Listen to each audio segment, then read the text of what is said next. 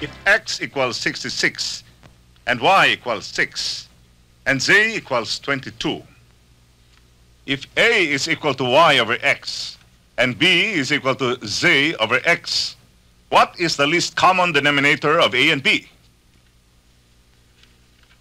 Let's refer to the table.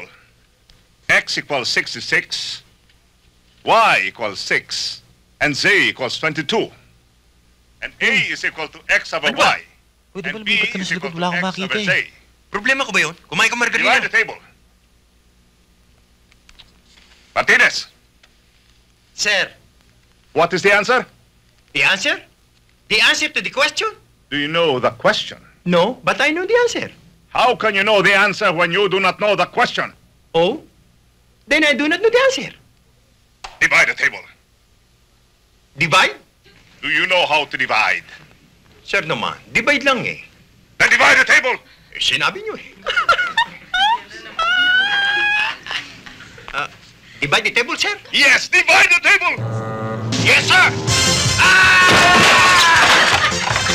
Divide!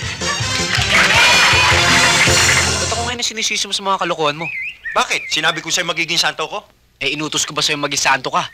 Isipin mo pati yung mga sa eskwela, Malay ko mga may patilya at bigote. napaka talaga, no? Ewan ko ba paano ka naging kakambal? Ikaw, ipang ka lang na hangin at tutumba ka na. Paano, Chope? Anong sinabi mo? Kaya walang pumapatol na babae sa'yo eh. Dahil May sira ulo to, ah. Ano? Ha? Sino?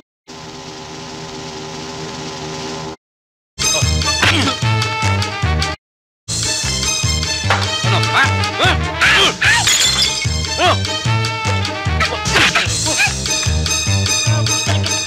Ano? Ha?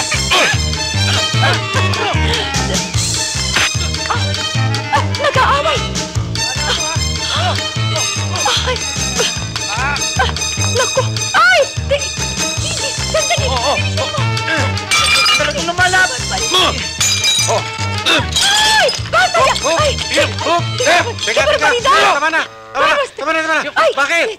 Masaya ka talaga! Masula ka! Masaya! Itiwan nyo! Itiwan nyo! Ah! Kibarbaridad! Sugat! Enriquito!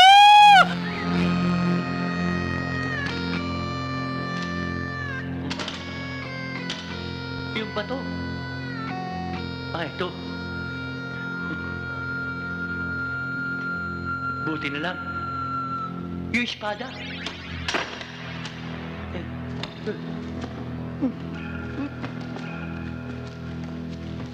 Pedro! Kulang ang laman ng baul. Sana ron ang espada ni Panday at ang patubida.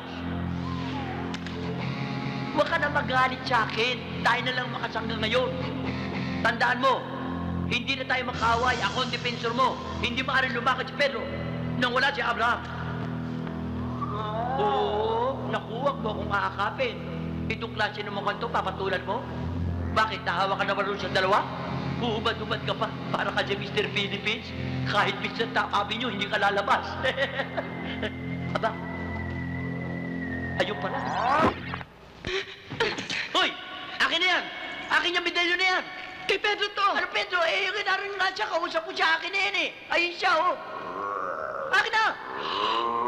Akin na! Pedro! Akin na! Oh!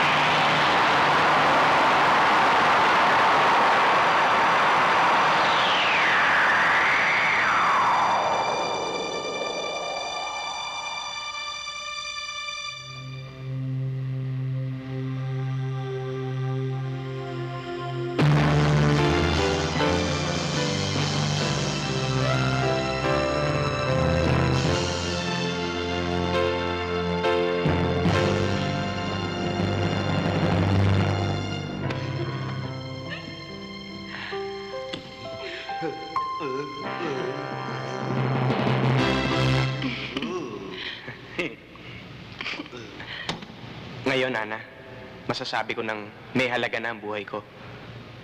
Tayo na? Pedro, si Lucifero, buhay pa. Ay, oo nga pala. Nakalimutan ko yun. Oo nga pala, teka muna, baka nasisiraan ka ng loob. Pera niyan, ako na baba na doon. Wag na, itatakbo nyo lang to eh.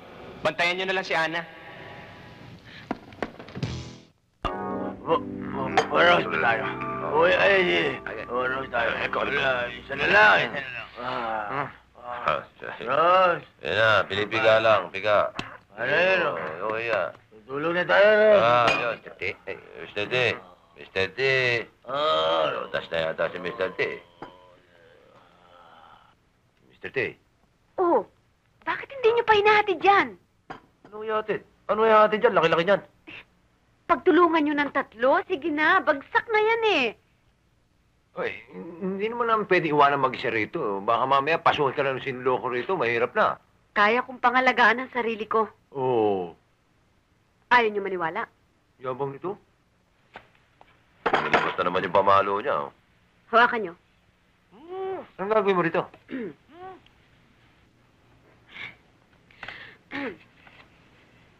Yeah!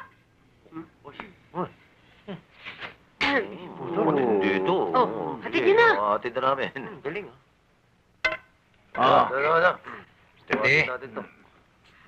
Steady. Dali. Ka na. Inuwa mo tayo, Ron. Pinuputukan ka Inom namin. tayo. Steady. Inom tayo.